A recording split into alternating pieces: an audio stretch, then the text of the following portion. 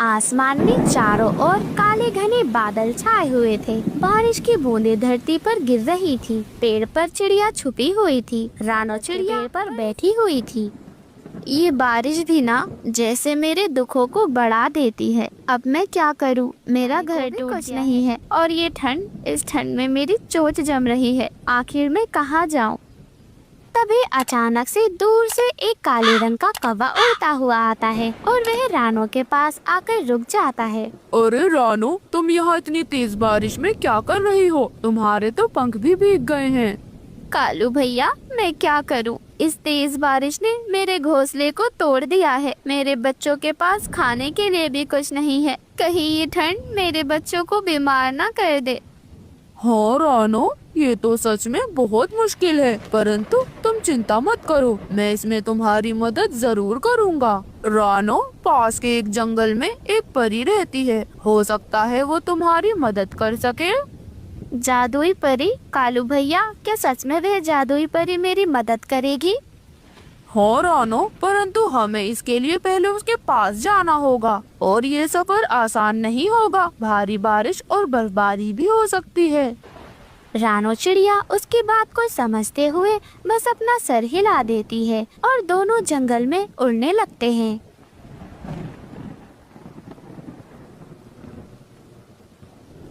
ऐसे ही रानो चिड़िया और कालू कौवा दोनों ही एक घने जंगल में पहुंच जाते हैं, जहां पर चारों ओर बर्फ जमी हुई थी। पत्तियों पर पानी की बूंदें चमक रही थी। तभी रानो चिड़िया ठंड से कांपते हुए कालू कौवे से कहती है, कालू भैया, यहाँ तो बहुत ज्यादा ठंड है। क्या हम सही रास्ते पर हैं?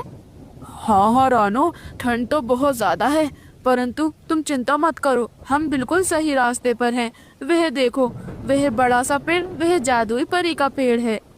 तभी रानो चिड़िया को एक बड़ा सा चमचमाता हुआ पेड़ दिखता है। उस पेड़ पर तो जादुई रोशनी बिखरी हुई थी। पेड़ के आसपास एक सुंदर परी खड़ी हुई थी। उसके पंख इंद्रधनुष के जैसे चमक रहे थे। तभी जादुई परी मुस्कुराते हुए कहती है, आपका स्वागत है रानो और कालू। मुझे पता है आप यहाँ क्यों आए हो। परी जी, आपको कैसे पता कि हम यहाँ पर क्यों आए हैं? रानो, मैं सब जानती हूँ। तुम एक सच्ची माँ हो जो अपने बच्चों के लिए हर मुश्किल को सहने के लिए तैयार हो। तुम चिंता मत करो, मैं तुम्हारी मदद जरूर करूँगी। सच परी जी? क्या सच में आप मेरी मदद करेंगी? हाँ रानो, मैं तुम्हारी मदद जरूर करूँगी, परंतु तुम्हें मेरा एक काम करना होगा। तुम्हें झील के किनारे जाकर एक फूल लाना होगा और वही फूल तुम्हारे लिए एक नया घर बना कर देगा। और ऐसे ही रानो चिड़िया और कालू कौवा झील की ओर उड़ने लगते हैं। रास्ते में भारी बर्फबारी हो रही थी। रानो चिड़िया बहुत ज्यादा थकी हुई थी। रानो चिड़िया कालू कौवे से कहती है, कालू भैया, मैं अब और नहीं उड़ सकती। मेरे पंख इस ठंड में जमने लगे हैं। रानो, हिम्मत रखो, हमें बस वहाँ तक पहुँचना है। देखो, वो रही झील। ऐसे ही कालू कौवा और रानो चिड़िया दोनों झील के पास पहुंच जाते हैं। झील के बीच में एक चमकता हुआ फूल था, लेकिन झील के पास एक बड़ा सा सांप सो रहा था। रानो चिड़िया डरते हुए कालू कौवे से कहती है, कालू भैया, वो देखें, वो तो सांप है। कालू भैया, वो तो हमें खा जाएगा। अरे रानो, डरो मत, मैं एक काम करता हूँ, मैं उसे दूसरी तरफ ले जाता हूँ और तुम जल्दी से फूल ले आना। कालू कौवा अपनी चालाकी से उस सांप को दूसरी ओर ले जाता है और रानो चिड़िया जल्दी से उस फूल को ले आती है। फिर कालू कौवा और रानो चिड़िया दोनों मिलकर उस फूल को लेकर परी के पास जाते हैं। शाबाश रानो, तुम अपनी हिम्मत और धैर्य से इस फूल को लेकर आ गई हो। अब देखो जादू।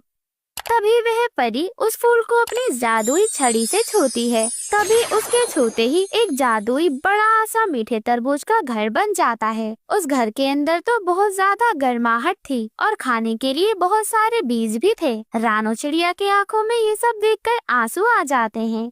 परी जी, मैं आपका धन्यवाद कैसे करूं? ये सब मेरे लिए बस एक सपने जैसा है। आज आपकी वजह से मेरे बच्चों को और मुझे ठंड से डरने की जरूरत नहीं है, ना ही भूख से लड़ने की जरूरत है। रानो, तुम्हारी सच्चाई और तुम्हारी ममता ने इसे मुमकिन किया है। हमेशा अपने दिल की सुनो। रानो चिड़िया अपने बच्चों के साथ उस तरबूज के जादुई घर में रहने लगती है। वही कालू कौवा भी उसका पड़ोसी बन जाता है। तभी रानो चिड़िया अपने बच्चों से कहती है, देखा बच्चों आपने, मेहनत और सच्चाई से हर मुश्किल का हल निकाला जा सकता है। तभी रात और ज्यादा गहरी हो जाती है। रात के साथ साथ तेज बारिश पड़ रही थी और बर्फबारी भी शुरू हो जाती है। अचानक से एक तेज आवाज आती है। रानो और कालू दरवाजे के पास भागते हुए आते हैं। वह देखते हैं कि एक घायल कबूतर ठंड से कांप रहा है। हे भगवान, इनके तो बहुत ज्यादा चोट लगी है, जल्दी से इन्हें अंदर लेकर आ जाओ। ऐसे ही रानो चिड़िया और कालू कौवा उन्हें मिलकर अंदर लेकर आ जाते हैं। वह तो बुरी तरह ठंड से कांप रहा था और गीला हो गया था। रानो चिड़िया उसके पास लकड़ियों से एक आग जला देती है, जिससे उस कबूतर को थोड़ी राहत मिलती है। आपका बहुत बहुत धन्यवाद। अगर आप मुझे आज नहीं बचाती, अपने घर में ना लाती, तो शायद आज मैं मर ही जाता। आप चिंता मत कीजिए, अभी आप बिल्कुल सुरक्षित हैं। अगली सुबह बारिश थम जाती है। पक्षी तरबूज के घर से बाहर निकलता है, परंतु रानो चिड़िया का घर अभी भी उतना ही सुरक्षित और मजबूत है। रानो चिड़िया के घर पर तेज बारिश और बर्फबारी का बिल्कुल भी असर नहीं हुआ था। रानो, तुम्हारा घर तो जादुई है, जादुई। इतनी भारी बारिश और बर्फबारी में भी इसको कुछ भी नहीं हुआ। तभी वहाँ पर वह जादुई परी प्रकट हो जाती है और वह रानो चिड़िया से कहती है, रानो, तुम्हारी अच्छाई और ममता ने इस तरबूज को और ज्यादा मजबूत और खास बना दिया है। अब ये घर सिर्फ तुम्हारा नहीं बल्कि पूरे जंगल का सहारा है। सच परी जी, परंतु मैं तो बस अपनी जिम्मेदारियाँ निभा रही थी। रानो, यही तो तुम्हारी सबसे बड़ी खूबी है। अब ये घर हमेशा सुरक्षित रहेगा और हर जरूरतमंद के लिए ये खुला रहेगा। ऐसे ही कुछ दिनों के बाद जंगल के सभी पक्षी रानो चिड़िया के घर के पास इकट्ठा हो जाते हैं। तभी कबूतरी उससे कहती है, रानो बहन, तुमने हमें सिखाया है कि मिलजुल कर एक साथ कैसे रहना चाहिए। हाँ रानो, और तुम्हारा यह जादुई घर हमारे लिए उम्मीद की एक किरण बन गया है।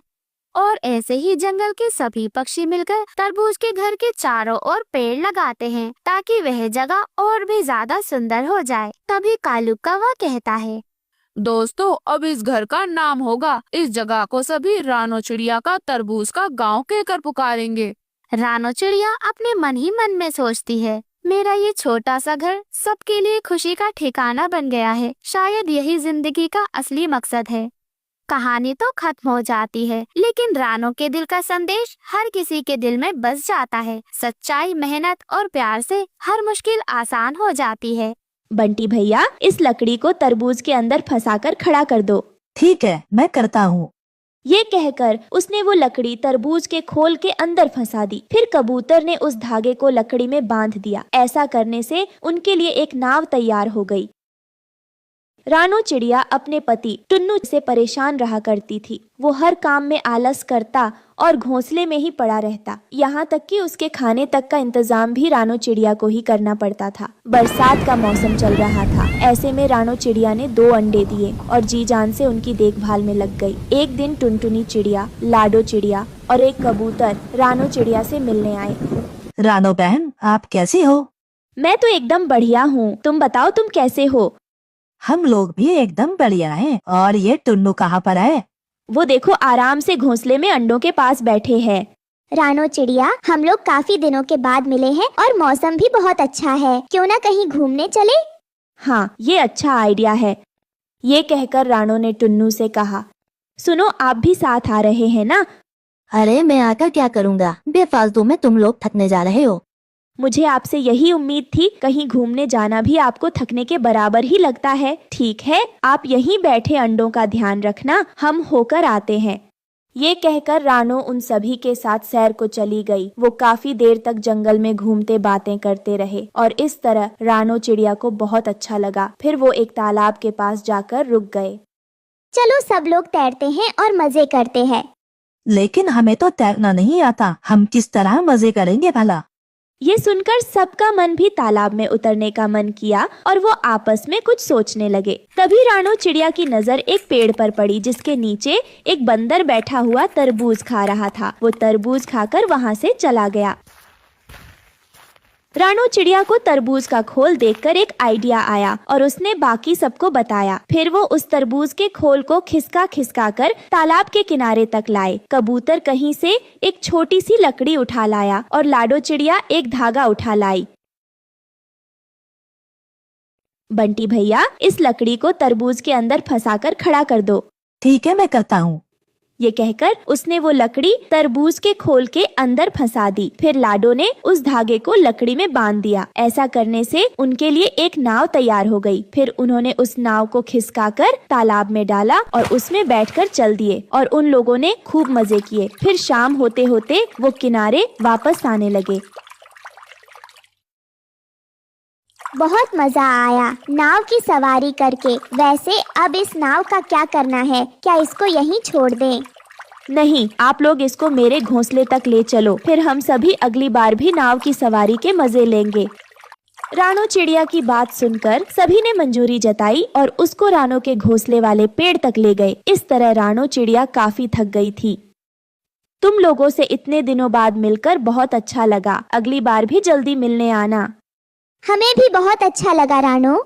वो लोग उससे अलविदा लेकर चले गए। रानो चिड़िया ने टुन्नू चिड़ा से कहा, टुन्नू जी सुनिए, पेड़ के नीचे हमारी नाव खड़ी है, कहीं कोई इसको ले ना जाए। आप मेरे साथ नीचे चलिए, मैं और आप उसको उठाकर आराम से ऊपर ला सकते हैं।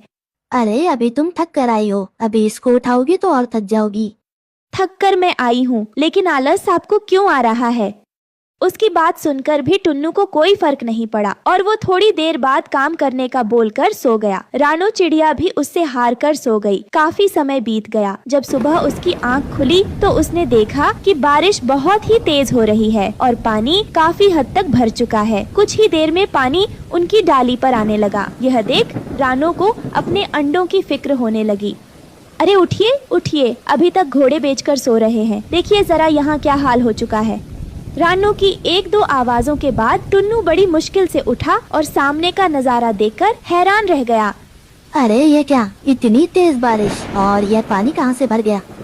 ये सोचिए कि अब हम अपने अंडों को कैसे बचाएंगे। मुझे कुछ भी समझ में नहीं आ रहा। अगर आप उस समय मेरी बात मानकर उस नाव को ऊपर ले आते तो हमारे अंडे बचाए जा सकते थे, लेकिन वो नाव तो अब पता नहीं कहाँ होगी और ये घोंसला भी पानी की चपेट में आकर डूबा ही जा रहा है। यह सुनकर टुन्नू को अपनी गलती का एहसास हो चुका था, लेकिन अब पछताने से कोई फायदा नहीं था। तुम ठीक कह रही हो, आज मेरे आलस की वजह से हमारे अंडे खतरे में हैं, लेकिन मैं इन्हें कुछ नहीं होने दूंगा। मैं अभी किसी को मदद के लिए बुला कर लाता हूँ। ये कहकर वो हवा में उड़ गया। रानो चिड़िया को बहुत फिक्र होने लगी थी, लेकिन वो अपने अंडों को छोड़कर नहीं जा सकती थी। टुन्नू काफी देर तक उड़ता रहा और वो जहाँ भी जाता उसको घोंसले खाली ही नजर आते, क्योंकि सभी पंछी खुद की जान बचाने के लिए जंगल छोड़कर जा चुके थे। उसको कई पक्षी घोंसले पानी में डूबते हुए भी नजर आए, जिनको देखकर वो डर गया। अब तो मैं कुछ भी नहीं कर सकता। हमें हमारे अंडों को अपनी आंखों के सामने डूबते हुए देखना पड़ेगा। ये कहते हुए उसकी आंखों में आंसू आ गए और वो वापस अपने घोंसले की तरफ चल दिया। रानो चिड़िया बहुत ही परेशान थी। पानी अब काफी ऊपर आ चुका था और उसकी डाल को छूने लगा था। कुछ ही मिनटों में वो घोंसले के ऊपर तक आने वाला था। हे भगवान, मैं अपने अंडों को कैसे बचाऊं? लगता है उनको कोई मदद के लिए भी नहीं मिलने वाला। पूरा जंगल खाली हो चुका है। अभी वो परेशान हो ही रही थी, पानी घोंसले को छूने ही लगा था और अंडे हिलने लगे। कुछ ही पलों में पानी अंडों तक पहुंचने वाला था। तभी उसने देखा कि सामने से टुन्नू अपनी चोंच के अंदर तरबूज की नाव दबाए उड़ता आ रहा है। वो डाल पर आकर रुक गया और उसने नाव वहाँ पर रखी।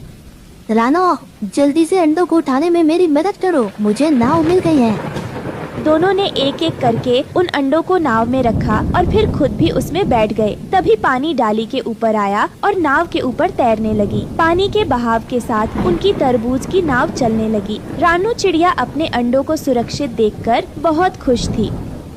टुन्नू, तुम्हें ये नाव कहाँ से मिली? मैंने बहुत ढूंढा पर मदद के लिए कोई नहीं मिल रहा था। तब मुझे अपनी गलती का एहसास हुआ और मैं उदास होकर आने लगा। मुझे रास्ते में ये नाव बहती हुई नजर आई। फिर मैंने बड़ी मुश्किल से इसका पीछा किया और अपनी चोंच में दबाकर बहुत ही मुश्किलों से इसको यहाँ तक लेकर आया। तभी रास्ते में उन्हें कालू, गोरी, बंटी, लाडो दिख जाते हैं।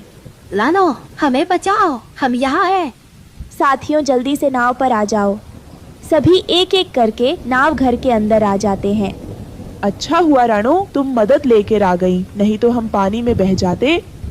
रानो चिड़िया एक एक करके जंगल के सभी पक्षियों की जान बचाती है। इस तरह दोनों ने अपने अंडों को बचा लिया। फिर वो बारिश रुकने के बाद सभी पक्षी खुशी खुशी वापस अपने घोंसले में रहने लगे। कश्मीर के जंगल में रानो चिड़िया अपने 2 छोटे छोटे बच्चों के साथ रहती थी। उनका नाम कुकू और गुड़िया था। रानो चिड़िया के पति की मौत एक हादसे में हो गई थी। जब से रानो चिड़िया मेहनत मजदूरी करके अपने बच्चों का गुजारा करती थी। वो कालू सेठ के दिए हुए मकान में किराए पर रहती थी। एक रात तेज तूफान और बारिश होने लगती है। जंगल में हर तरफ अफरा तफरी मच जाती है। सब पक्षी यहाँ से वहाँ अपनी जान बचाते हुए उड़ते फिरते हैं। उसी तेज तूफान की वजह से रानो चिड़िया का घर उड़ जाता है। वो बेचारी चिड़िया अपने दोनों बच्चों के साथ बेघर हो जाती है। वो रात भर अपने बच्चों के साथ बारिश में भीगते रही। अगले दिन मकान मालिक कालू कौवा अपनी पत्नी गौरी कौवी के साथ वहाँ आता है।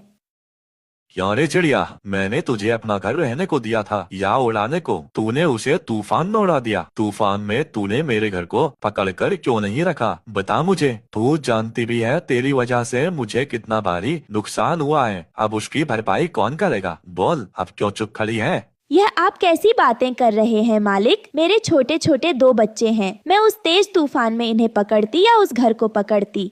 वाह जी वाह, क्या बात है चिड़िया। बच्चे तेरे खुद के हैं, इसलिए उन्हें तूने पकड़ कर रखा, पर घर तो किराए का था, तेरा थोड़ी था जो तुझे दुख होता, इसलिए उसे उड़ जाने दिया। सुनो चिड़िया, मुझे नहीं मालूम, तुम्हें मेरा घर नया बनाकर देना होगा, समझी तुम।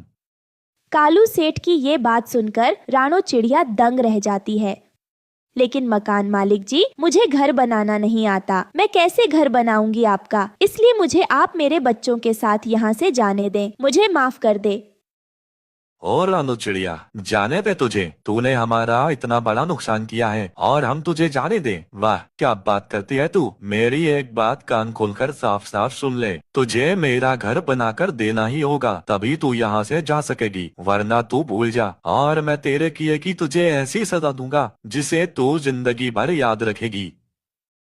सेठ जी, नुकसान तो मेरा भी हुआ है। आपके घर के साथ साथ मेरा सारा सामान भी उस तेज तूफान में उड़ गया। एक एक पाई जोड़कर मैंने सामान इकट्ठा किया था, वो सब चला गया। मैं वैसे भी बहुत चिंता में हूँ, आप मुझे और ज्यादा परेशान ना करें। मैं आपके सामने हाथ जोड़ती हूँ। जो भी हो चिड़िया, तुम्हें हमारा घर बनाकर तो देना ही होगा। मैं तुम्हें 5 दिनों का समय देता हूँ। अगर तुमने मेरा घर बनाकर नहीं दिया तो इसका अंजाम भुगतने के लिए तैयार रहना। चलो गोरी कौवी, हम दूसरे घर का भी हाल देख लेते हैं।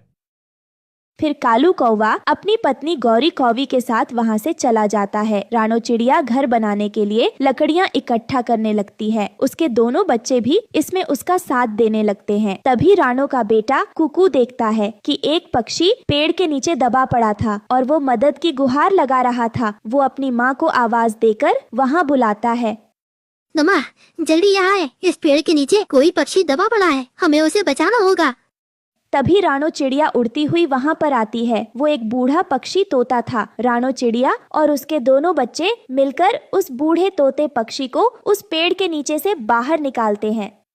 बाबा, आप ठीक तो है ना? आप इस पेड़ के नीचे कैसे दब गए? वो तो मेरे बेटे कुकू ने आपकी आवाज सुन ली।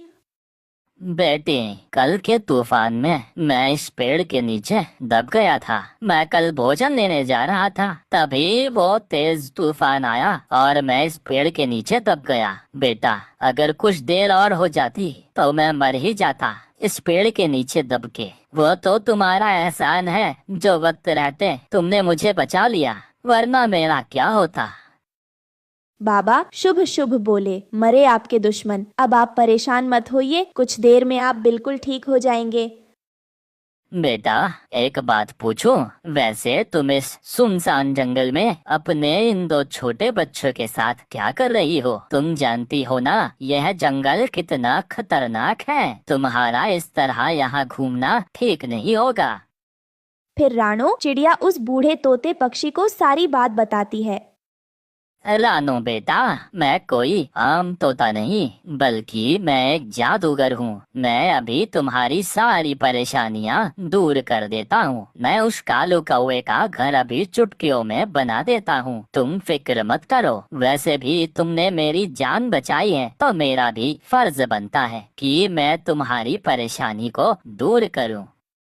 फिर उस जादूगर हरिया तोता ने मंत्र पढ़ा और कुछ ही मिनटों में कालू सेठ का घर तैयार हो गया, जिसे देखकर रानो चिड़िया और उसके दोनों बच्चे बहुत खुश हो गए। बाबा, आपका बहुत बहुत शुक्रिया जो आपने उस कालू सेठ का घर बना दिया, वरना आप नहीं जानते वो तो मुझे जान से मार ही देता।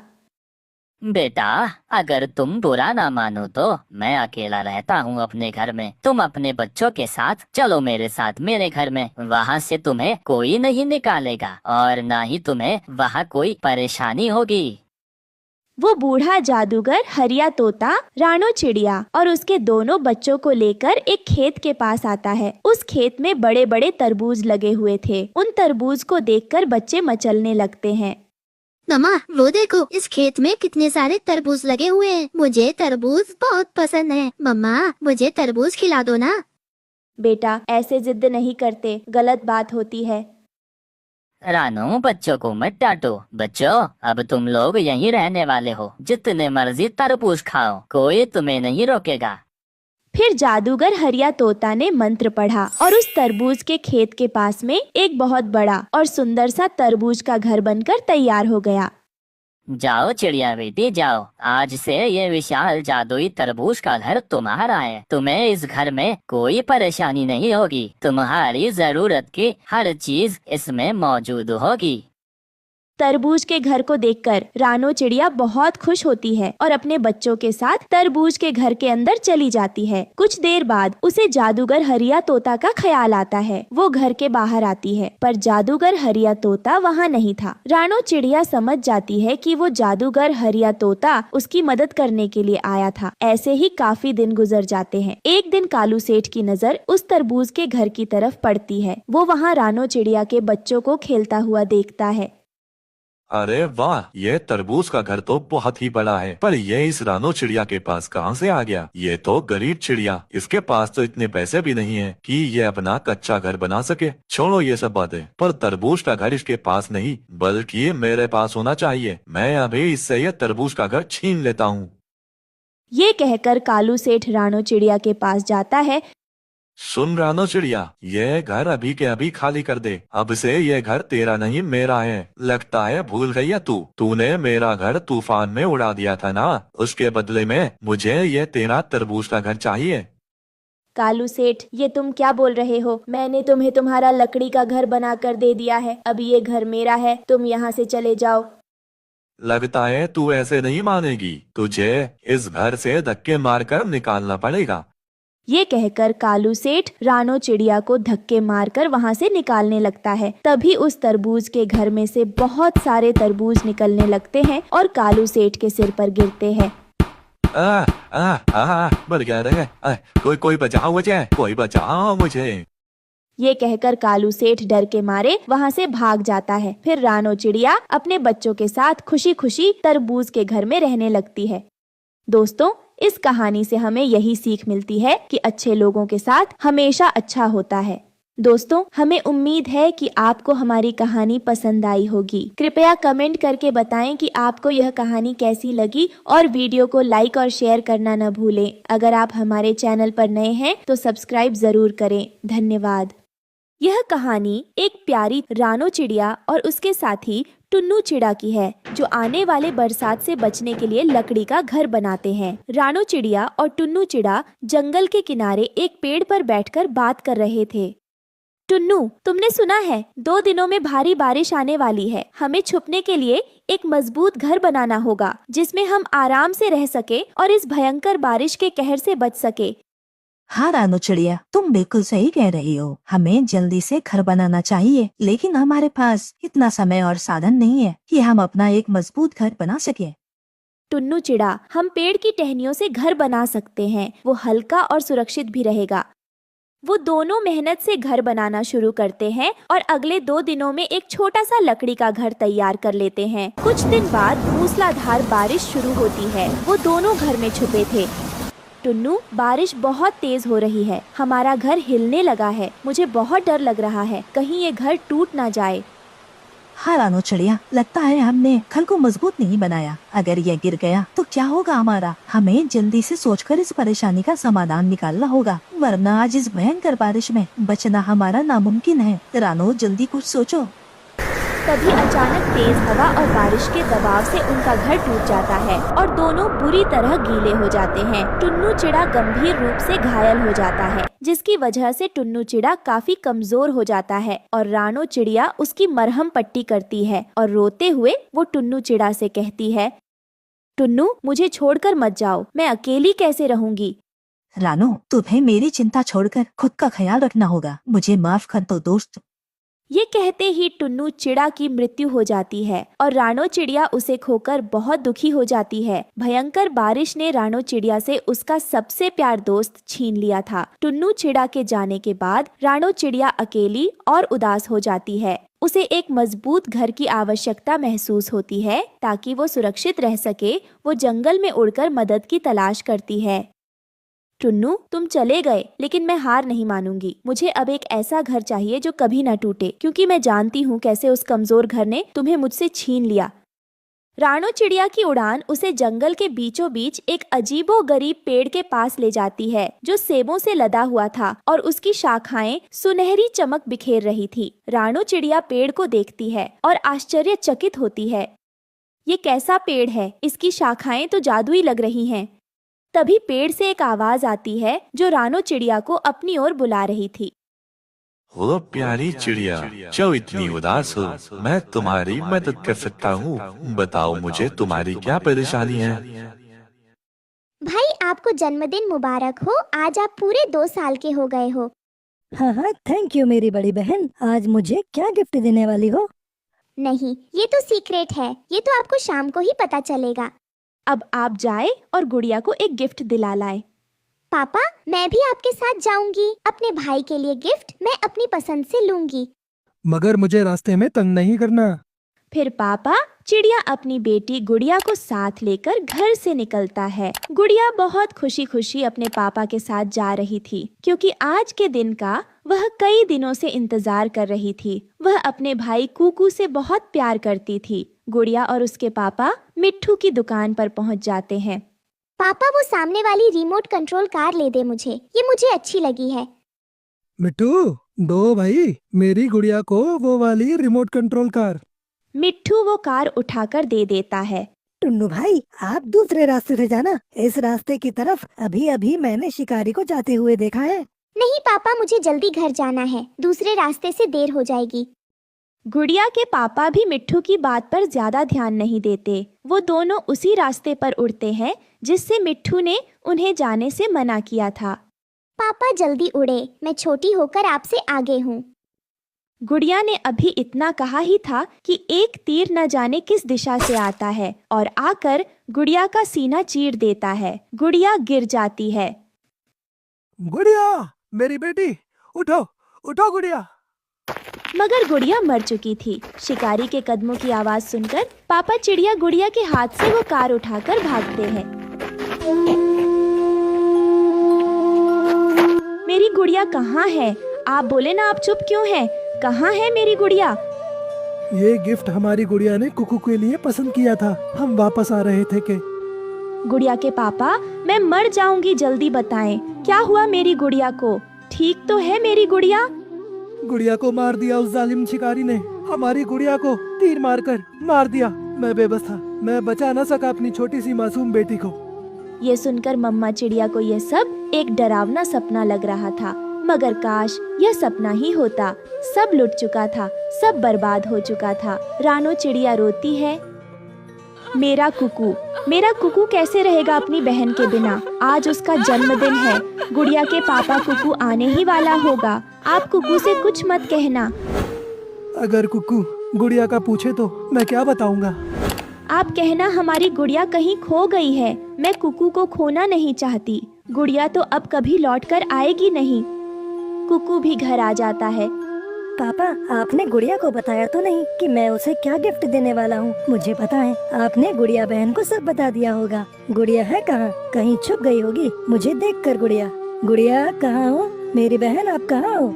गुड़िया खो गई है। आपकी बहन बाजार में कहीं खो गई है। मम्मा ऐसा मजाक न करे। हाँ बेटा, मैं गिफ्ट की दुकान पर ही था कि गुड़िया कहीं खो गई। बहुत कोशिश की मगर गुड़िया मुझे कहीं भी नहीं मिली। गुड़िया मेरी बहन, आप कहाँ चली गई हैं? आज मेरे जन्मदिन पर मैं किसे केक खिलाऊंगा? मैं अभी ढूंढ कर लाता हूँ गुड़िया को। कुकू घर से बाहर भागता है। इसे रोके। कुकू की मम्मा, नहीं, उसे जाने दें। थोड़ी देर बाद वापस आ जाएगा मेरा बेटा। गुड़िया मेरी बहन, गुड़िया आप कहाँ हो? कुकू घने जंगल में जाता है। कुकू पहाड़ों पर जाता है। कुकू अपनी बहन को ढूंढने बड़े पेड़ पर जाता है। गुड़िया मेरी बहन, आ जाओ। आप क्यों पापा के साथ गई? प्लीज मेरी बहन लौट आओ, मैं मर जाऊंगा आपके बिना। कुकू आगे बढ़ता है। अंकल मिट्ठू, मेरी बहन गुड़िया नहीं मिल रही। पापा और गुड़िया आपकी दुकान पर ही खिलौने लेने आए थे ना? मैंने मना किया था आपके पापा को, मना किया था कि उस रास्ते से न जाएं, मगर गुड़िया ने जिद की जल्दी घर जाने की। नहीं मिट्ठू अंकल, गुड़िया तो कहीं खो गई है। आपकी बहन गुड़िया को शिकारी ने मार दिया। वो तो उसी समय मर गई थी जब शिकारी ने पहला तीर मारा। नहीं मिट्ठू अंकल, सच बताएं प्लीज, मुझे सच बताएं। फिर मम्मा पापा ने मुझे ऐसे क्यों कहा कि गुड़िया खो गई है? आप झूठे हैं आप। कुकू वहाँ से भाग जाता है। गोरी आंटी, मेरी बहन आपके घर में तो नहीं है? कुकू बेटा, हौसला रखो, सब्र करो। गुड़िया अब कहाँ लौट कर आने वाली है। उस जालिम शिकारी ने तीर से मार दिया है उसे। सब झूठे हैं, पापा मम्मी सब झूठे हैं, सबके सब झूठे हैं। कुकू रोता हुआ वहाँ से भी चला जाता है। अब रात हो गई थी। चांद रोशन था। चांदनी रात में कुकू अपनी बहन को पूरे जंगल में ढूंढ रहा था। गुड़िया कहाँ हो मेरी बहन गुड़िया? कुकू की मम्मा, इसे बता दे, इसे हकीकत बता दे। देखो कैसे पागलों की तरह वो अपनी बहन को ढूंढ रहा है। मुझ में इतना हौसला नहीं है कुकू के पापा। मेरा कुकू सच जानकर मर जाएगा। मुझे पता है वह अपनी बहन से बहुत प्यार करता है। थक हार कर कुकू पहाड़ों के पास एक सूखे हुए पेड़ पर जाकर बैठ जाता है और रोने लग जाता है। आज कितना अच्छा दिन था और कितना बुरा हो गया। काश आज का दिन न होता। शायद गुड़िया किसी दूसरे जंगल में चली गई हो, या फिर कोई बुरा पक्षी न ले गया हो मेरी बहन को। आसमान से एक रोशनी कुकू की तरफ बढ़ती है। वो तेज रोशनी थी। भाई कुकू, भाई अपना पंख मेरी तरफ करें। गुड़िया बहन, आप कहाँ चली गई थी? सब रो रहे हैं, देखो मैं आपकी वजह से रो रहा हूँ। भाई पापा को हौसला दे, मम्मा को भी, और अपना पंख मेरी तरफ करे। गुड़िया की आत्मा अपने भाई को गिफ्ट देती है। मैं आपके साथ नहीं जा सकती। मिट्ठू अंकल और गौरी आंटी ने आपको सच बताया है, मगर मेरा वादा रहा, मैं हर बार आपके जन्मदिन पर अपने भाई को गिफ्ट देने आया करूँगी। गुड़िया बहन, मेरी प्यारी बहन। मगर वो रोशनी फिर से वापस चांद की तरफ जाते हुए गायब हो जाती है। कुकू अपने घर चला जाता है। कुकू बेटा, कुछ पता चला गुड़िया का? हाँ मम्मा, मुझे सब पता चल गया। गुड़िया ने मुझे मेरे जन्मदिन पर गिफ्ट भी दिया और अगली बार जन्मदिन पर आने का वादा भी किया है। मगर मैं अब कभी भी अपनी प्यारी बहन से लड़ाई नहीं करूँगा। मैं बात भी नहीं कर सकूँगा अपनी बहन से। कुकू की रोते रोते हिचकी बन जाती है और वह सो जाता है। जंगल में हल्की हवा चल रही थी। पक्षियों की चहचहाहट गूंज रही थी। रानो चिड़िया और गुड़िया एक पेड़ की डाल पर बैठे थे। गुड़िया अपने छोटे छोटे पंखों से उड़ने की कोशिश कर रही थी। मम्मा देखो, मैं अब थोड़ी ऊंची उड़ सकती हूँ। बहुत अच्छा गुड़िया, दिन पर दिन बहादुर होती जा रही हो, लेकिन ध्यान रखना, आसमान में उड़ने से पहले जमीन को देखना मत भूलना। मम्मा, क्या जमीन पर कोई खतरा होता है? हाँ बेटा, जंगल में कई तरह के खतरे हैं जिससे हमें बचना जरूरी होता है। सबसे बड़ा खतरा है लालच और धोखा। एक पुरानी और गंदी डाल पर कालू कौवा बैठा था। उसने सफेद कोट पहन रखा था और चारों ओर दवाइयों की बोतलें फैली हुई थी। जंगल के पक्षी उसके पास इलाज के लिए आते हैं। आओ आओ, डॉक्टर कालू के पास हर बीमारी का इलाज है। टूटे पंख हो, कमजोर चोंच हो या कमजोर दिल, सबका इलाज यही मिलेगा। आओ पक्षियों, अपना इलाज करवाओ। तभी एक कबूतर लंगड़ाते हुए उसके पास आता है। डॉक्टर साहब, मेरे पंख में बहुत दर्द हो रहा है, क्या आप इसे ठीक कर सकते हैं? बताइए डॉक्टर कालू, क्या आपके पास मेरी इस बीमारी का इलाज है? कबूतर की बात सुनकर डॉक्टर कालू कबूतर से कहता है, बिल्कुल कबूतर भाई, मेरे पास हर बीमारी का इलाज है, लेकिन इसके लिए तुम्हें कुछ पंख निकालने होंगे। चिंता मत करो, मैं तुम्हें नई ताकतवर दवाई दूंगा जिससे तुम जल्दी ठीक हो जाओगे। कबूतर सहमति में सिर हिला देता है। कालू कौवा उसकी तकलीफ का फायदा उठाकर उसके पंख निकाल लेता है। वहीं रानो चिड़िया जंगल में घूम रही होती है। उसे कई पक्षी दुखी और घायल हालत में दिखते हैं, जिसे देखकर वो परेशान हो जाती है। यह क्या हो रहा है? जंगल के सभी पक्षी इतने कमजोर और दुखी क्यों दिख रहे हैं? मुझे पता लगाना होगा। तभी एक घायल तोता पेड़ के नीचे बैठा था। रानो चिड़िया उसके पास जाती है। अरे तोता भैया, तुम्हें क्या हुआ? तोता उसे दर्द भरी आवाज में अपनी परेशानी बताता है। रानो बहन, मैं डॉक्टर कालू के पास गया था।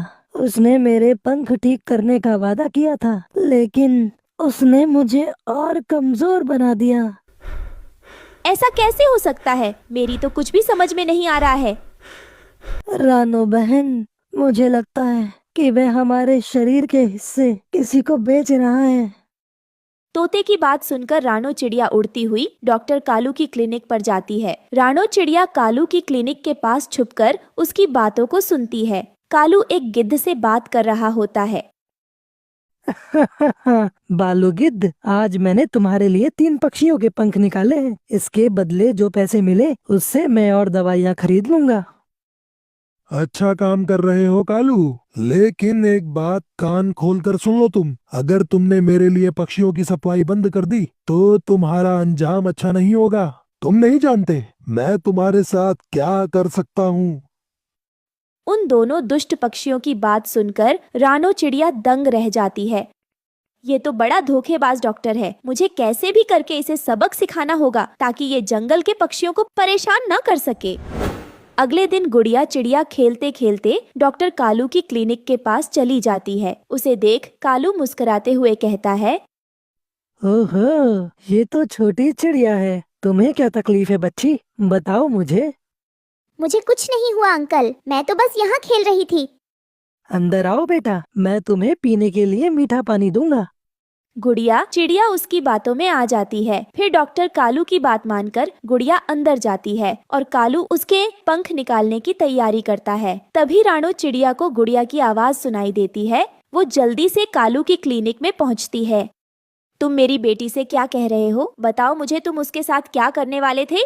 कालू डरते हुए रानो से कहता है, अरे रानो चिड़िया, मैं तो बस इसे ठीक कर रहा था। झूठ मत बोलो, मैंने तुम्हारी सच्चाई सुन ली है। तुम गिद्ध के लिए पक्षियों के शरीर के हिस्से बेच रहे हो। रानो चिड़िया की आवाज सुनकर जंगल के अन्य पक्षी भी वहाँ इकट्ठा हो जाते हैं। हाँ, ये सच है। डॉक्टर कालू ने हमें धोखा दिया। फिर रानो चिड़िया जंगल के राजा शेर के पास जाती है और उसे पूरी बात बताती है। कालू, तुम्हारी ये हरकत माफ नहीं की जा सकती। तुम्हें जंगल से निकाल दिया जाएगा। तुमने इस जंगल में रहने वाले पक्षियों के साथ बहुत गलत किया है। तुम्हारा जुर्म माफ करने के काबिल नहीं है। कालू गिड़गिड़ाते हुए शेर से माफी मांगता है। मुझे माफ कर दो, मैं लालच में आ गया था। मुझे छोड़ दो, मुझसे बहुत बड़ी गलती हो गई। मैं आप लोगों से वादा करता हूँ, मैं दोबारा ये कभी नहीं करूँगा। कालू, माफी से उन पक्षियों का दर्द खत्म नहीं होगा जिन्हें तुमने धोखा दिया। डॉक्टर कालू को जंगल से निकाल दिया जाता है। रानो चिड़िया और गुड़िया चिड़िया खुशी खुशी वापस अपने घर लौटते हैं। मम्मा, आपने मुझे और सभी पक्षियों को बचा लिया। हमेशा याद रखना बेटा, सच और हिम्मत से हर मुश्किल को हराया जा सकता है। इसलिए कभी किसी से डरना नहीं चाहिए और हिम्मत से हर परेशानी का सामना करना चाहिए। जंगल में फिर से खुशहाली लौट आती है और दुष्ट डॉक्टर कालू को उसके बुरे कर्मों की सजा मिल जाती है। यह कहानी हमें सिखाती है कि लालच और धोखा बुराई की जड़ है, लेकिन सच्चाई और हिम्मत से हर मुश्किल का सामना किया जा सकता है। माँ, बारिश कितनी प्यारी लग रही है ना। देखो मेरे पंख कैसे चमक रहे हैं। उसकी बात सुनकर रानो चिड़िया मुस्कुराते हुए अपनी बेटी गुड़िया से कहती है, हाँ मेरी गुड़िया, बारिश तो बहुत अच्छी होती है, लेकिन हमें सावधान रहना चाहिए। ज्यादा पानी हमारे घर के लिए अच्छा नहीं है। माँ, हमारा घर कितना मजबूत है ना, बारिश इसे तोड़ नहीं सकती। बेटी, हमारा घर पत्तों से बना है। तेज बारिश में इसे बचाना मुश्किल हो सकता है, लेकिन हम दोनों साथ हैं तो सब ठीक रहेगा। चलो, अब तुम घर के अंदर ही रहना। मैं बारिश होने से पहले भोजन लेकर लौट आऊंगी। सुनो दोस्तों, जब तक मैं भोजन लेकर वापस आती हूँ, तब तक आप इस वीडियो को लाइक और इस चैनल को सब्सक्राइब करना ना भूले।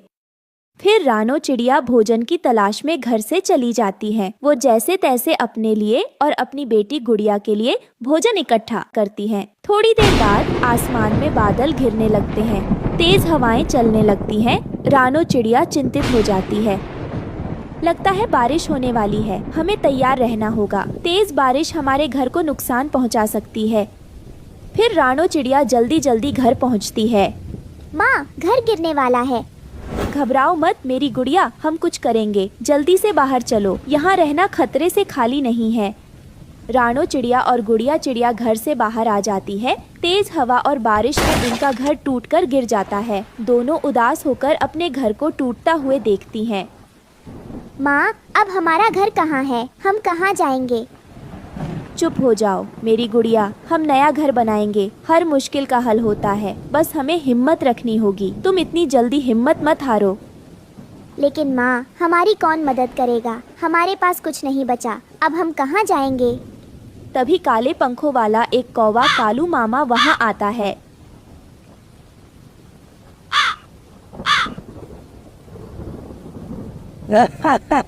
अरे रानू बहन, क्या हाल है?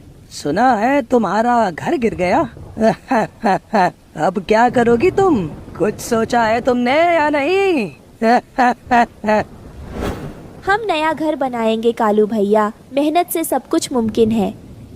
नया घर पत्तों का? ये तो फिर टूट जाएगा। मेरी बात मानो, इस जंगल में कोई तुम्हारी मदद नहीं करेगा।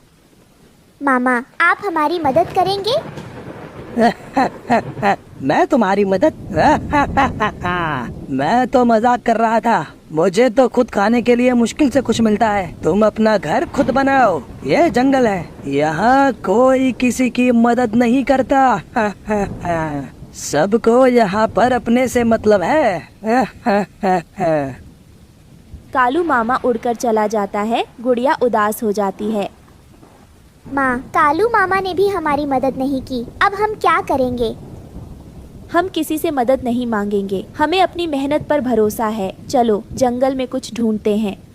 फिर दोनों माँ बेटी जंगल की तरफ घर बनाने के लिए तिनके और घास का इंतजाम करने चली जाती है। माँ, तुम थक गई हो, थोड़ी देर आराम कर लो। नहीं मेरी बच्ची, हमें घर बनाने का सामान ढूंढना होगा। चलो आगे चलते हैं। कुछ देर बाद गुड़िया को एक झाड़ी से आवाज आती हुई सुनाई देती है। माँ, ये आवाज कहाँ से आ रही है? लगता है कोई रो रहा है। चलो देखते हैं, कोई मुसीबत में हो सकता है। दोनों वहाँ जाते हैं और देखते हैं कि एक सुंदर परी जाल में फंसी हुई है। कृपया करके मुझे बचा लो, मैं यहाँ कई दिनों से फंसी हुई हूँ। परी, तुम यहाँ कैसे फंसी? कालू कौवे ने मुझे इस जाल में फंसाया, मैं उड़ नहीं पा रही। अगर तुम मेरी मदद करोगी तो मैं तुम्हारा एहसान कभी नहीं भूलूंगी। माँ, हमें इन्हें बचाना चाहिए, ये हमारी मदद करेंगी। ठीक है परी, तुम डरो मत, हम तुम्हें बचाएंगे। रानो चिड़िया और गुड़िया चिड़िया जाल को चोंच से काटने लगती है। कुछ देर बाद परी जाल से आजाद हो जाती है। परी आजाद होकर रानो चिड़िया और गुड़िया चिड़िया के सामने खड़ी होती है। उसकी आंखों में आंसू हैं। तुम दोनों ने मेरी जान बचाई, मैं तुम्हारा यह एहसान कभी नहीं भूलूंगी। मैं तुम्हारा धन्यवाद कैसे करूं? हमें धन्यवाद नहीं चाहिए, हमें तो बस अपना घर चाहिए जहाँ मेरी गुड़िया सुरक्षित रह सके। तुमने मेरी जान बचाई, मैं तुम्हें एक उपहार दूंगी।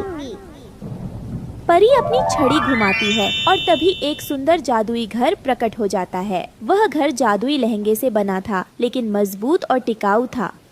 माँ देखो, हमारा नया घर, ये तो लहंगे जैसा लग रहा है। परी, तुमने हमारा जीवन बदल दिया। यह उपहार हमारे लिए अनमोल है। हम तुम्हारा ये एहसान कैसे चुका पाएंगे? यह घर कभी नहीं टूटेगा रानो चिड़िया, यह तुम्हारे साहस और दया का इनाम है। परी उड़कर आसमान में गायब हो जाती है। रानो चिड़िया और गुड़िया चिड़िया खुशी खुशी नए घर में चली जाती है। कुछ दिनों बाद कालू मामा फिर से आता है। वो नए घर को देखकर हैरान हो जाता है। अरे रानो, ये घर कहाँ से आया? क्या ये घर तुम्हारा है? हाँ कालू, यह हमारा घर है। मेहनत और सच्चाई से सब कुछ मुमकिन है। और याद रखना, दूसरों की मदद करना कभी मत भूलना। जो दूसरों को सताता है उसकी हार होती है। कालू मामा शर्मिंदा होकर वहाँ से चला जाता है। माँ, अब हमारा घर हमेशा सुरक्षित रहेगा, है ना? हाँ मेरी गुड़िया, हमारा घर और हमारा प्यार हमेशा अमर रहेगा। फिर दोनों माँ बेटी खुशी से अपने नए लहंगे घर में रहने लगती हैं। अब उन्हें किसी भी चीज की कोई चिंता नहीं थी। एक दिन अचानक से जंगल में तेज बारिश शुरू हो गई। बिजली कड़क रही थी, हवाएं तेज चल रही थीं। बारिश रुकने का नाम ही नहीं ले रही थी। टुन्नू, ये बारिश कितनी तेज हो रही है। मुझे डर लग रहा है कि कहीं हमारा घर टूट न जाए। डरो मत रानो, हम इतने मजबूत पेड़ की शाखा पर हैं कि हमारे घर को कुछ नहीं होगा। बारिश रुक जाएगी, तुम फिक्र मत करो। तभी अचानक एक बिजली कड़कती है और हवा का एक तेज झोंका उनके घर को तोड़ देता है। उनका घर टूटकर नीचे गिर जाता है और पूरी तरह नष्ट हो जाता है। ये देखकर रानो चिड़िया बुरी तरह से टूट जाती है। टुन्नू, हमारा प्यारा सा घर सब बर्बाद हो गया। अब हम कहाँ जाएंगे? हाँ रानो, ये बहुत बुरा हुआ, लेकिन हमें हिम्मत नहीं हारनी चाहिए। हम जरूर कोई रास्ता ढूंढ लेंगे, तुम परेशान मत हो। दोस्तों, जब तक मैं और टुन्नू इस परेशानी से बाहर निकलने का हल ढूंढ रहे हैं, तब तक आप हमारी इस वीडियो को लाइक और हमारे चैनल को सब्सक्राइब करना ना भूलें। उसी जंगल में एक मोटी चोंच वाला तोता तोती भी रहते थे। तोता हमेशा जंगल के छोटे पक्षियों को परेशान करता था। जब उसने रानो चिड़िया और टुन्नू चिड़ा की परेशानी देखी तो उसे बहुत मजा आया। वो उन्हें देखकर हंसने लगा। देखो बेचारे रानो चिड़िया और टुन्नू चिड़ा, तुम लोगों का घर टूट गया। अब कहाँ रहोगे छोटे पक्षियों? तोते भैया, हमारा मजाक मत बनाओ, हम पहले से ही बहुत परेशान हैं। अरे तुम लोग अब इस जंगल में बेसहारा हो। किसी पेड़ की शाखा पर बैठकर बारिश और हवा में कांपते रहना। ये कहकर तोता वहाँ से उड़ जाता है। तभी टुनटुनी चिड़िया वहाँ आती है और वो रानो चिड़िया टुन्नू की हालत देखकर दुखी होती है। रानो, टुन्नू, तुम लोग चिंता मत करो, मैं तुम्हारी मदद करूँगी। सच में टुनटुनी, तुम हमारी मदद करोगी? हाँ रानो, सच्चे दोस्त हमेशा मुश्किल में काम आते हैं। मैं तुम्हारे लिए एक नया घर बनाऊंगी। रानो की आंखों में आंसू आ गए और उसने कहा, धन्यवाद टुनटुनी, तुम सच्ची दोस्त हो। टुनटुनी चिड़िया जंगल में घास, पत्ते और छोटे छोटे सफेद पत्थर जो अंडे के आकार में थे इकट्ठे करती है। वह मेहनत करके रानो चिड़िया और टुन्नू चिड़ा के लिए एक प्यारा सा अंडे से बना घर बनाती है। रानो, टुन्नू, देखो मैंने तुम्हारे लिए नया घर बना दिया है। अब तुम आराम से यहाँ रह सकते हो। टुनटुनी, ये तो बहुत सुंदर घर है। तुमने हमारी बहुत बड़ी मदद की है। सच में टुनटुनी, तुम्हारे बिना हम नहीं जानते कि हम क्या करते। हमें तुम्हारी दोस्ती पर गर्व है। वही तोता जो कि इस बात से जलता है कि रानो और उसके पति टुन्नू चिड़ा को नया घर कैसे मिल गया, वह घर को नष्ट करने की योजना बनाता है। वह अपनी मोटी चोंच का इस्तेमाल करके उनके घर को तोड़ने की सोचता है। हाँ, तुम सबको लगता है कि मैं हार मान जाऊंगा। इस बार मैं तुम्हारे इस नए घर को चोंच से छेद छेद कर टुकड़े टुकड़े कर दूंगा। तोता जैसे ही उनके घर पर हमला करने की कोशिश करता है, टुनटुनी और जंगल के बाकी पक्षी अचानक सामने आ जाते हैं। तोते, तुम्हारी यह हरकतें अब और बर्दाश्त नहीं होंगी। अब हम तुम्हें मजा चखाने वाले हैं। अरे टुनटुनी, तुम सब छोटी चिड़ियाओं का मुझसे मुकाबला नहीं है। मेरी मजबूत चोंच से मैं तुम्हें सबक सिखा दूंगा। तोता टुनटुनी की तरफ झपटता है, लेकिन टुनटुनी फुर्ती से एक तरफ हट जाती है। टुनटुनी के पीछे बाकी छोटे पक्षी भी उसकी रक्षा के लिए तैयार खड़े थे। चलो सब मिलकर इस दुष्ट तोते को सबक सिखाते हैं। तोता अपनी मजबूत चोंच से उन्हें डराने की कोशिश करता है, लेकिन पक्षी बिना डरे उसका मुकाबला करते हैं। एक एक करके पक्षी तोते के चारों ओर घेरा बना लेते हैं और तेज चहचहाहट करके उसे चकमा देने लगते हैं। हम सब साथ हैं तोते, हमें हराना आसान नहीं है। तोते की हिम्मत टूटने लगती है, लेकिन वह हार मानने को तैयार नहीं था। वह एक बार फिर से उनके घर की तरफ झपटता है, लेकिन इस बार टुनटुनी और बाकी पक्षी हवा में तेजी से उछलकर उस पर हमला करते हैं। टुनटुनी आगे बढ़कर उसकी चोंच पर हल्की चोंच मारती है। यह आखिरी मौका है तोते, अगर तुमने हमारे घरों को नुकसान पहुंचाने की कोशिश की तो तुम्हें जंगल से बाहर निकाल देंगे। तुम सब मेरे खिलाफ हो गए हो। हाँ, क्योंकि तुमने हमेशा दूसरों को परेशान किया है। अब तुम्हें हमारी एकता का सामना करना होगा। तोता घबरा जाता है और हार मानने लगता है। उसकी ताकत जंगल के सभी पक्षियों की एकता के सामने कम पड़ने लगती है। वह थककर नीचे गिरता है। बाकी पक्षी उसे घेर लेते हैं और जोर से चहचहाहट करते हैं।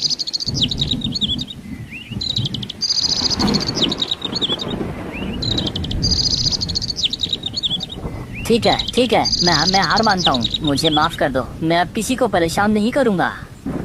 अगर वाकई माफी चाहते हो तो जंगल छोड़कर चले जाओ और दोबारा कभी यहाँ लौटने की कोशिश मत करना। ठीक है, मैं चला जाऊँगा। मुझे माफ कर दो। तोता जंगल छोड़कर चला जाता है। सभी पक्षी एक दूसरे को देखकर खुशी से चहचहाते हैं।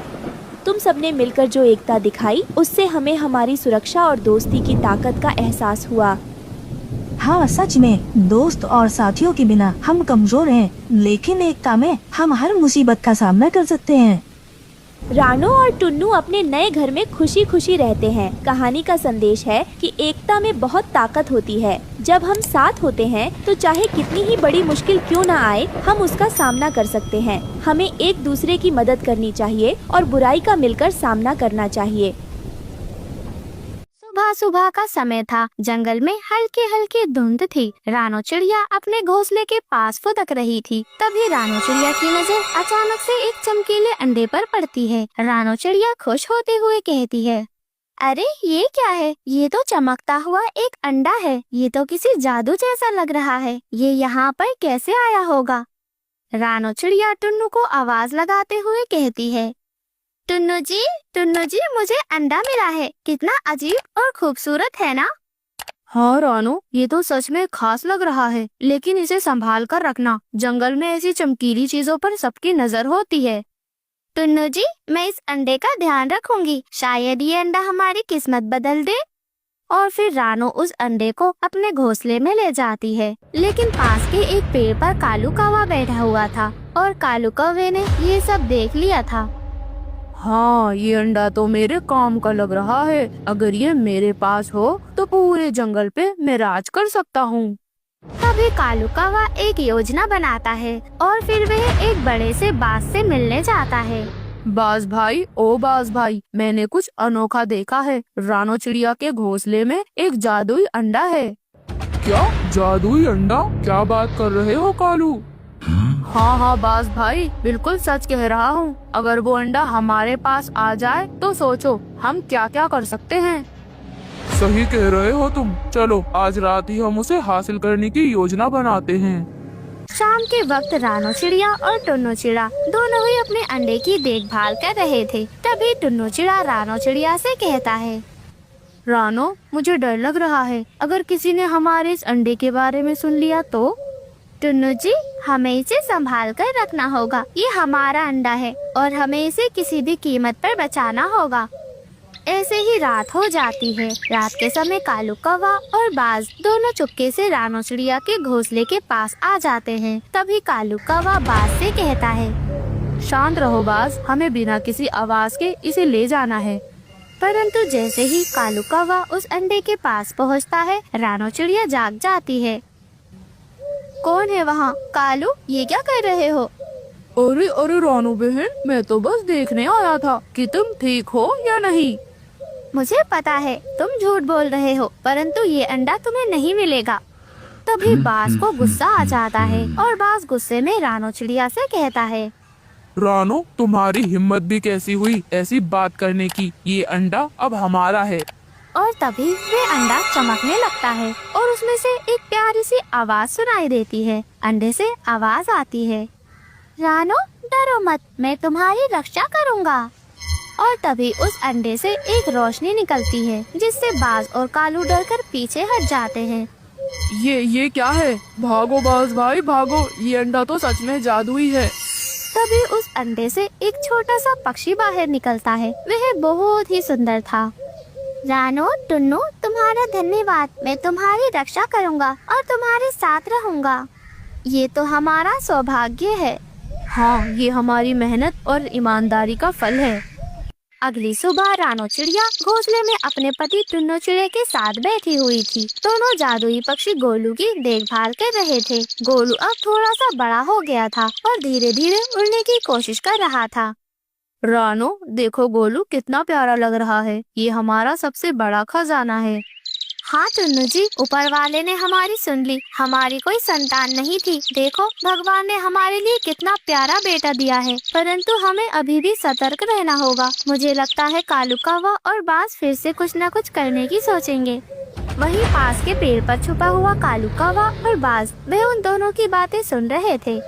देखो बाज भाई, गोलू अब उड़ने की कोशिश कर रहा है। अगर इसे हम कैद कर लें तो हमारी ताकत 2 गुना बढ़ जाएगी। हाँ, तुम बिल्कुल सही कहते हो। पिछली बार तो हम हार गए थे, लेकिन इस बार हम हार नहीं मानेंगे। हाँ बाज भाई, इस बार हमें चालाकी से काम लेना होगा। सीधे हमला नहीं करेंगे। पहले हम इन दोनों को डराएंगे और फिर मौका देखकर गोलू को उठा लेंगे। रात के समय टुन्नू चिड़िया और रानो चिड़िया दोनों अपने घोंसले में सो रहे थे। तभी अचानक से कालू कौवा उनकी डाली पर आकर बैठता है और जोर जोर से बोलता है। रानो, तुमने जादुई अंडे से गोलू को जन्म दिया, परंतु याद रखना वो अंडा जंगल का है, गोलू भी हमारा है। कालू, फिर से तुम्हारी हिम्मत कैसे हुई हमारे घोंसले के पास आने की? कालू, पिछली बार हारने के बाद भी तुम्हें सबक नहीं मिला? सबक? हाँ, ये तो बस शुरुआत है, शुरुआत। कल सूरज उगने से पहले पहले गोलू हमारा होगा। ये बात सुनकर रानो और टुन्नू डर जाते हैं, परंतु वह हिम्मत नहीं हारते। ऐसे ही सुबह हो जाती है। सुबह सुबह रानो और टुन्नू मिलकर जंगल के अन्य पक्षियों से मदद मांगने जाते हैं। दोस्तों, कालू कौवा और वह दुष्ट बाज फिर से हमारे गोलू को चुराने की कोशिश कर रहे हैं। हमें उनकी इस साजिश को रोकना होगा। हम तुम्हारे साथ हैं रानो। हाँ, और इस बार हम सब मिलकर उन्हें सबक सिखाएंगे। और ऐसे ही जंगल के सभी पक्षी मिलकर योजना बनाते हैं। रात हो जाती है। रात के वक्त वह बाज और कालू दोनों मिलकर गोलू को चुराने के लिए चुपचाप रानो चिड़िया के घोंसले के पास आ जाते हैं। लेकिन जैसे ही वह घोंसले के करीब पहुंचते हैं, जंगल के सभी पक्षी मिलकर उन पर हमला कर देते हैं। ये तुम्हारा जंगल नहीं है कालू, यहाँ से भाग जाओ। तुम्हें इस बार ऐसी सजा मिलेगी कि तुम्हारी वापस आने की हिम्मत नहीं होगी। मुझे कोई नहीं रोक सकता। तभी वह बाज रानो चिड़िया पे झपट मारता है, परंतु तभी गोलू की शक्ति जाग उठती है। तभी गोलू एक तेज रोशनी छोड़ता है और बाज पीछे हट जाता है। कालू कौवा डर जाता है। ये क्या हो रहा है? इस जंगल के प्यार और एकता को कोई नहीं हरा सकता। अगर तुमने फिर से ऐसा किया तो तुम्हें अपनी जान गंवानी होगी। कालू कौवा और दुष्ट बाज वहाँ से डरकर भाग जाते हैं। सभी पक्षी खुश होकर जश्न मनाते हैं। तभी मिठू तोता कहता है, अरे रानो, गोलू तो सच में जादुई है। हाँ, लेकिन उसकी असली ताकत रानो और टुन्नू का प्यार है। तभी रानो चिड़िया मुस्कुराती हुई कहती है, दोस्तों, अगर हम सब मिलकर रहे तो कोई भी हमें हरा नहीं सकता। गोलू अब जंगल के सभी पक्षियों के बीच खुशी और उम्मीद का प्रतीक बन गया था। रानो चिड़िया, तुम यहाँ क्यों आई हो और इतनी घबराई हुई क्यों हो? मुझे बताओ, क्या परेशानी है? बाबा, इस जंगल में एक काफी विशाल और ताकतवर भूखा चूहा रहता है। उसके डर से जंगल के सारे जानवर और पक्षी दूसरे जंगल जा रहे हैं। हमारी मदद करो बाबा जी। हाँ, वो एक जादुई चूहा है, लेकिन एक उपाय है उससे राहत पाने का। उपाय है तो बाबा जल्दी बताइए। हमारी मदद करें, आपके अलावा और कोई नहीं है हमारी मदद करने को इस जंगल में। रानो, मदद करने वाला तो ऊपर वाला है, मैं तो बस एक रास्ता दिखाने वाला हूँ। सुनो, अगर उस चूहे को पानी में डुबा दिया जाए तो वो एक विशाल चूहा घर में बदल जाएगा और जंगल के सभी पक्षी उस घर से भोजन और बरसात से बच सकते हैं। एक घने जंगल में एक बहुत ही पुराना लगभग 200 साल का एक दुष्ट चूहा रहता था। दुष्ट चूहा इतना विशाल और ताकतवर था कि उससे शेर, हाथी और चील भी डरा करते थे। जंगल के सारे जानवर और पक्षी उसे भूखा चूहा कहा करते थे, क्योंकि किसी भी जानवर को देखते ही भूखा चूहा उसे मारकर खा जाता था, मानो वो हमेशा ही भूखा ही रहता हो। एक दिन भूखा चूहा जंगल में टहल रहा था। बहुत भूख लगी है, कोई भी जानवर पक्षी आज दिखाई नहीं दे रहा है। सारे के सारे कहाँ छिप गए? जाकर देखता हूँ, कोई चिड़िया ही हाथ लग जाए तो मजा आ जाए।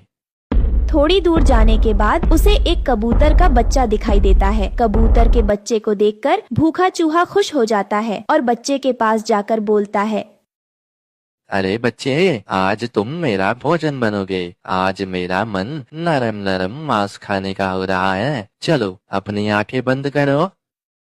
नहीं भूखा चूहा, मुझे छोड़ दो, तुम मुझे छोड़ दो। तुम बहुत विशाल और ताकतवर हो, मैं तो छोटा सा कबूतर का बच्चा हूँ। मुझसे आपकी भूख नहीं मिटेगी, मुझे जाने दो। मेरा घर पर मम्मी पापा इंतजार कर रहे होंगे। बेटा, तुम्हें तुम्हारी माँ ने नहीं सिखाया कि अकेले जंगल में नहीं घुमा करते, नहीं तो गब्बर आ जाएगा। अब तुम मेरा शिकार बनोगे नन्हे बच्चे। भूखा चूहा कबूतर के बच्चे की बातों को नहीं मानता और बच्चे को देखते ही देखते मार देता है और उसे खा जाता है। भूखा चूहा के आतंक से जंगल के सारे जानवर पक्षी बहुत ही डरे रहते थे। एक दिन सारे जानवर पक्षी इकट्ठे हुए और शेर सिंह सभी जानवर और पक्षियों को संबोधित करते हुए बोला, हम सब भूखे चूहे से परेशान हैं। वो इतना ताकतवर और विशाल है कि मैं और हाथी दादा भी कुछ नहीं कर सकते। यहाँ तक कि हमारी शिकारी चील भी उसे अपना शिकार नहीं बना पाई। इसलिए हम सभी को ये जंगल छोड़ के कहीं दूर जाना पड़ेगा। हाँ शेर सिंह सही बोल रहे हैं, हमें कहीं और जाना होगा, नहीं तो भूखा चूहा हम सबको मार देगा। हाँ चलो चलो, आज ही रात हमें ये जंगल में छोड़कर जाना होगा। ठीक है, देर किस बात की, चलो हम सब अभी ये जंगल छोड़ के चलते हैं। सारे जंगल के जानवर पक्षी जंगल छोड़कर जाने लगते हैं। पास में ही चालू कौवा छुपकर ये सब देख रहा था। वो भागा भागा भूखे चूहा के पास गया और भूखे चूहे से बोला, अरे चूहा भाई, तुम यहाँ आराम कर रहे हो? क्यों कालू कौवा, क्या हुआ? तुम इतनी तेजी से मेरे पास क्यों आए हो? क्या बात है? जंगल के सारे जानवर और पक्षी ये जंगल छोड़कर जा रहे हैं, जल्दी उन्हें रोको, नहीं तो हम भूखे मर जाएंगे। ठीक है चलो, मैं उन्हें अभी सबक सिखाता हूँ। उनकी ऐसी हिम्मत जो मेरे से बिना पूछे और मेरा आहार कौन बनेगा फिर? ऐसे कैसे? वो ये जंगल तो क्या, ये दुनिया भी नहीं छोड़कर जा सकते। भूखा चूहा जंगल के जानवरों और पक्षियों को रोकने के लिए चल देता है। उसके पीछे पीछे चालू कौवा भी उड़ता हुआ जाता है। इधर रानो चिड़िया को जंगल छोड़ के जाना अच्छा नहीं लग रहा था। वो अपनी दोस्त लाडो चिड़िया के पास जाने लगी। लाडो रानो चिड़िया को अपनी तरफ आता देख उससे पूछती है, अरे रानो दोस्त, तुम इतना उदास क्यों हो और आंखों में आंसू किस बात के है? अरे लाडो बहन, जंगल के सारे जानवर भूखे चूहे से परेशान होकर दूसरे जंगल जा रहे हैं, लेकिन मेरा मन नहीं है इस जंगल को छोड़कर जाने का। यहाँ मैं पली बड़ी हूँ, यही मेरा असली घर है। जंगल से बाहर तो इंसानों की बस्ती है, वहाँ तो ना साफ हवा और ना ही पानी है। रानो दोस्त, तुम पास वाली नदी के पास जाओ, वहाँ तुम्हें एक महात्मा दिखेंगे, उनसे मिलो, वो जरूर कुछ करेंगे। रानो चिड़िया नदी की तरफ चल देती है और कुछ दूर जाने के बाद उसे महात्मा दिखाई दिए। महात्मा जी रानो चिड़िया को अपनी तरफ आता देख उससे पूछते हैं, बताओ चिड़िया रानी, तुम यहाँ क्यों आई हो? क्या बात है और परेशान क्यों हो? बाबा, इस जंगल में एक काफी विशाल और ताकतवर भूखा चूहा रहता है। उसके डर से जंगल के सारे जानवर और पक्षी दूसरे जंगल जा रहे हैं। हमारी मदद करो बाबा जी। हाँ, वो एक जादुई चूहा है, लेकिन एक उपाय है उससे राहत पाने का। उपाय है तो बाबा जल्दी बताइए, हमारी मदद करें, आपके अलावा और कोई नहीं है हमारी मदद करने को इस जंगल में। वो चूहा एक जादुई चूहा है। वो पहले एक विशाल चूहा घर हुआ करता था, लेकिन दुष्ट जादूगर की वजह से उस चूहा घर में जान आ गई। अब सुनो, अगर उस चूहे को पानी में डुबा दिया जाए तो वो फिर से अपने विशाल चूहा घर में बदल जाएगा। जादूगरनी का जादू नष्ट हो जाएगा। रानो चिड़िया महात्मा जी के पास से जंगल की ओर चली जाती है। इधर भूखा चूहा जंगल के सभी जानवरों और पक्षियों को घेर लेता है। तुम सब जंगल छोड़ के कहाँ जा रहे हो? तुम सबकी हिम्मत कैसे हुई? तुम सब चले गए तो मैं तो भूखा मर जाऊंगा। भूखा चूहा, हम तुमसे परेशान होकर दूसरे जंगल जा रहे हैं। तुमने मेरा बच्चा भी मार दिया। लेकिन मैं तुम सबको नहीं जाने दूंगा। तुम सब अपने जंगल लौट चलो, नहीं तो सबको मार दूंगा।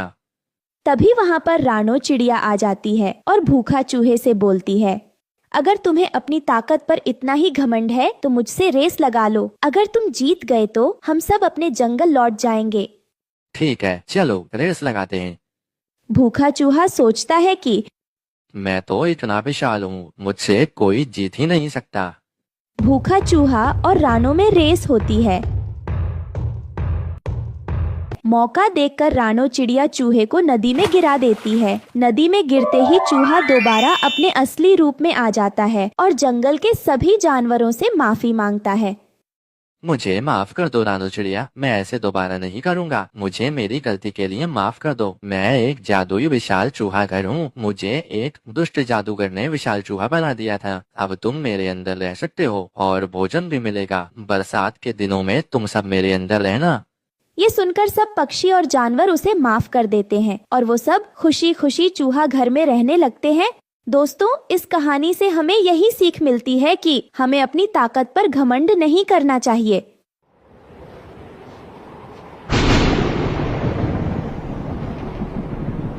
सुबह सुबह पक्षी एक जगह इकट्ठे होकर बातें कर रहे थे।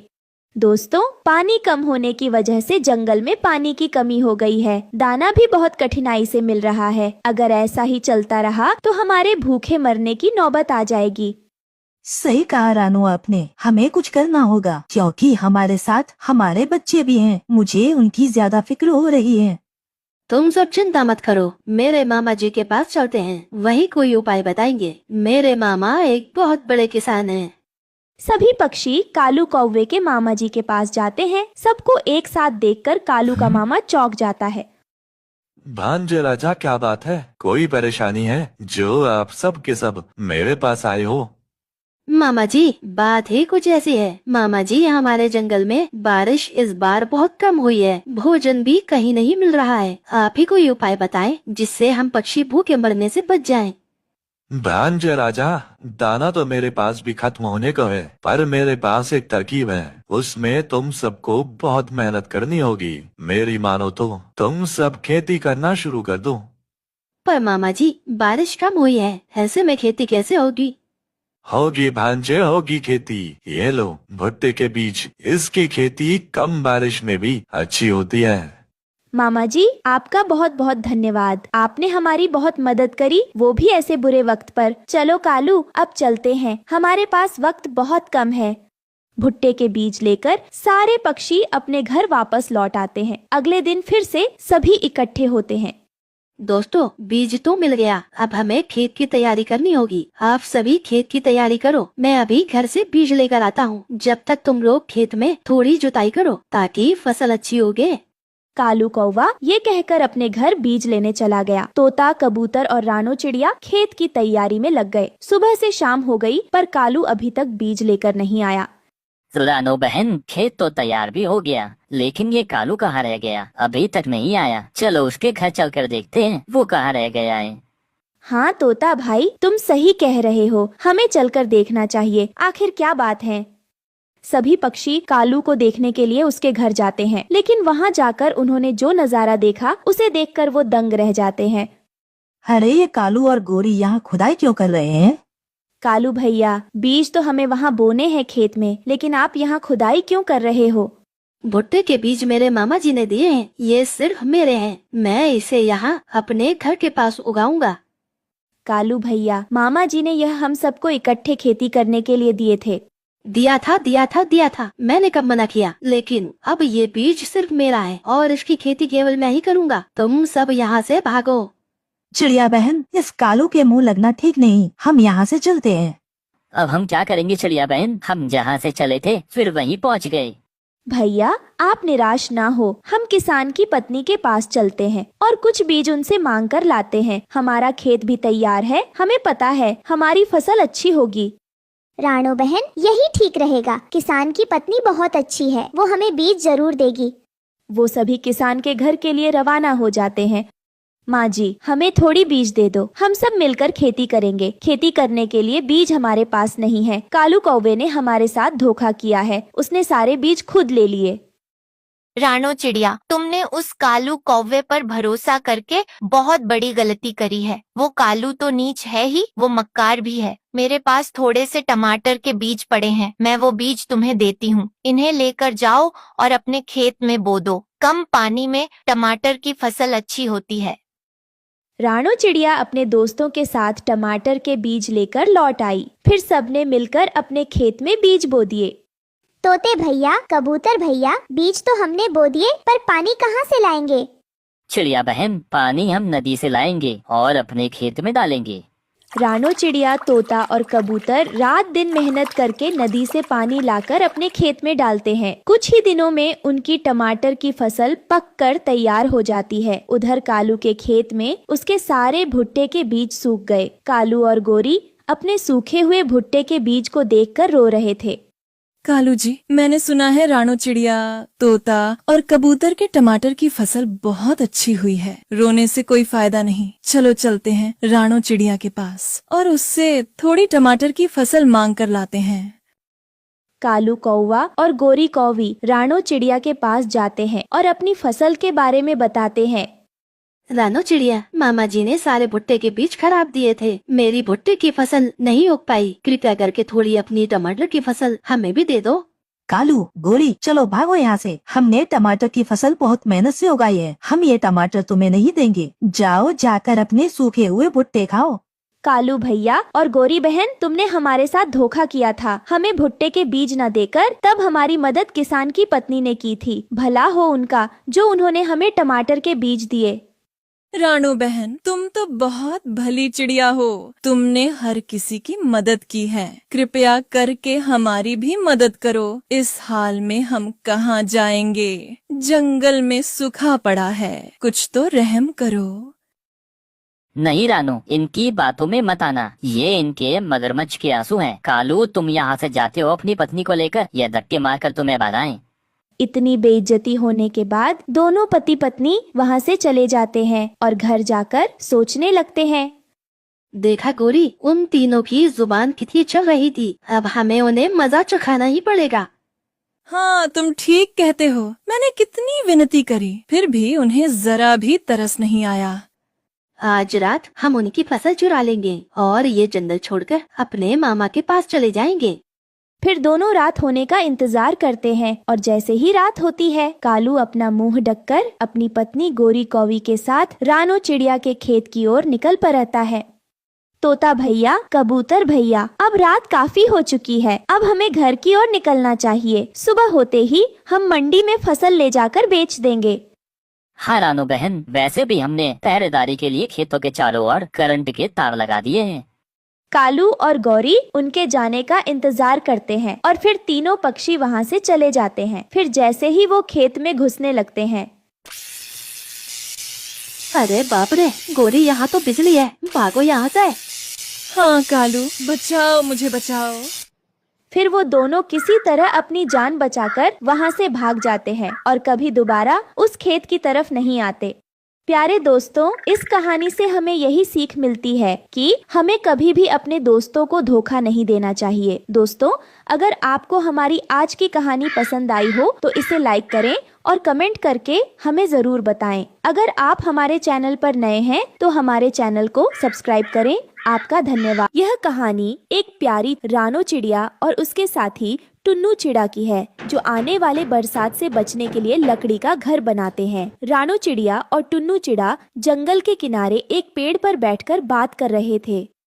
टुन्नू, तुमने सुना है 2 दिनों में भारी बारिश आने वाली है। हमें छुपने के लिए एक मजबूत घर बनाना होगा, जिसमें हम आराम से रह सके और इस भयंकर बारिश के कहर से बच सके। हाँ रानू चिड़िया, तुम बिल्कुल सही कह रही हो। हमें जल्दी से घर बनाना चाहिए, लेकिन हमारे पास इतना समय और साधन नहीं है कि हम अपना एक मजबूत घर बना सके। टुन्नू चिड़ा, हम पेड़ की टहनियों से घर बना सकते हैं। वो हल्का और सुरक्षित भी रहेगा। वो दोनों मेहनत से घर बनाना शुरू करते हैं और अगले 2 दिनों में एक छोटा सा लकड़ी का घर तैयार कर लेते हैं। कुछ दिन बाद मूसलाधार बारिश शुरू होती है। वो दोनों घर में छुपे थे। टुन्नू, बारिश बहुत तेज हो रही है। हमारा घर हिलने लगा है। मुझे बहुत डर लग रहा है, कहीं ये घर टूट ना जाए। हाँ रानू चिड़िया, लगता है हमने घर को मजबूत नहीं बनाया। अगर ये गिर गया तो क्या होगा हमारा? हमें जल्दी से सोचकर इस परेशानी का समाधान निकालना होगा, वरना आज इस भयंकर बारिश में बचना हमारा नामुमकिन है। रानू, जल्दी कुछ सोचो। तभी अचानक तेज हवा और बारिश के दबाव से उनका घर टूट जाता है और दोनों बुरी तरह गीले हो जाते हैं। टुन्नू चिड़ा गंभीर रूप से घायल हो जाता है, जिसकी वजह से टुन्नू चिड़ा काफी कमजोर हो जाता है और रानो चिड़िया उसकी मरहम पट्टी करती है और रोते हुए वो टुन्नू चिड़ा से कहती है, टुन्नू, मुझे छोड़कर मत जाओ, मैं अकेली कैसे रहूंगी। रानू, तुम्हें मेरी चिंता छोड़कर खुद का ख्याल रखना होगा। मुझे माफ कर दो दोस्त। ये कहते ही टुन्नू चिड़ा की मृत्यु हो जाती है और रानो चिड़िया उसे खोकर बहुत दुखी हो जाती है। भयंकर बारिश ने रानो चिड़िया से उसका सबसे प्यार दोस्त छीन लिया था। टुन्नू चिड़ा के जाने के बाद रानो चिड़िया अकेली और उदास हो जाती है। उसे एक मजबूत घर की आवश्यकता महसूस होती है ताकि वो सुरक्षित रह सके। वो जंगल में उड़कर मदद की तलाश करती है। टुन्नू, तुम चले गए, लेकिन मैं हार नहीं मानूंगी। मुझे अब एक ऐसा घर चाहिए जो कभी न टूटे, क्योंकि मैं